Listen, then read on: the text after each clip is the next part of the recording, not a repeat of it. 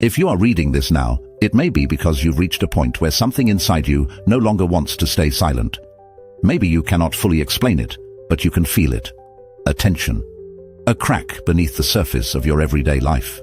A growing awareness that the person you have been pretending to be is no longer enough to carry you forward.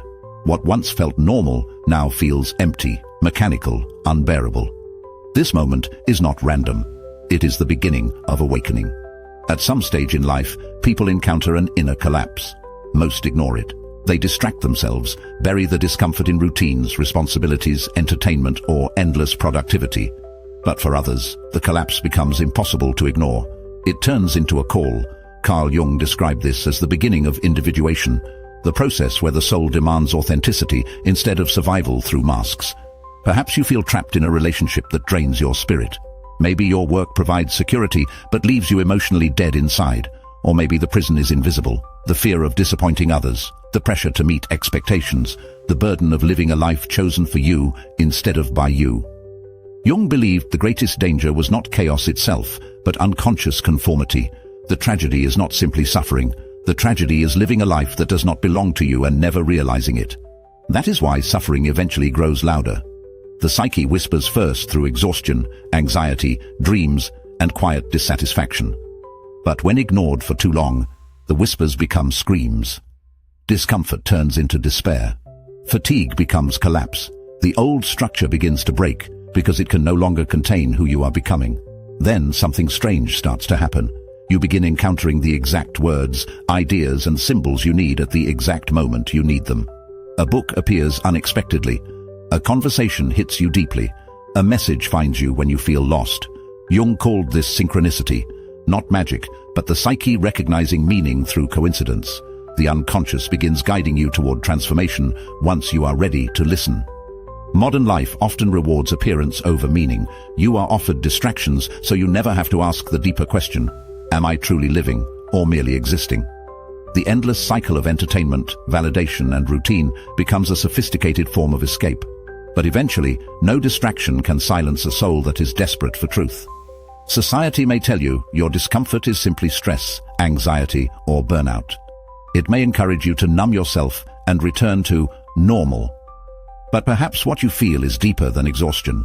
Perhaps your suffering exists because some part of you recognizes that your current life is misaligned with who you really are. Jung believed suffering itself can become a doorway.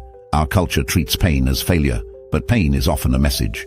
Emotional collapse, emptiness, confusion, and restlessness are not always signs that something is wrong with you. Sometimes they are signs that an old identity is dying, so a new self can emerge.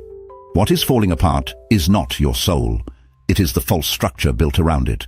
The symptoms you fear may actually be invitations: anxiety forcing you to stop, confusion forcing reflection, emptiness forcing honesty. The psyche creates pressure when the ego refuses transformation. These moments are not interruptions to your path. They are the path. You do not need to go back to normal.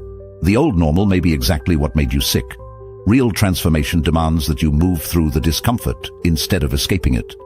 But awakening alone is not enough. Eventually, transformation demands action.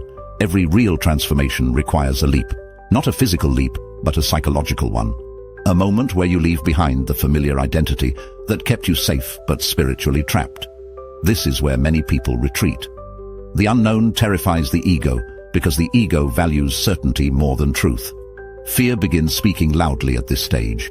It tells you that you are not ready, that you will fail, that you will lose stability, approval, relationships, or identity. But fear is often strongest precisely when you stand closest to change. Jung believed fear guards the doorway to the authentic self. And this leads to one of the hardest truths: nobody is coming to rescue you. Radical responsibility does not mean blaming yourself for your pain. It means accepting responsibility for your healing and your future. The world profits from passivity. It encourages dependence, distraction, and obedience. But your soul asks for something greater: participation in your own life. The ego wants safety. The soul wants aliveness. Beyond fear exists something most people never experience fully: authenticity. A life grounded not in appearances, but in meaning, not in conformity, but in truth. The question is no longer whether you are ready. The real question is whether you are willing to continue abandoning yourself just to remain comfortable.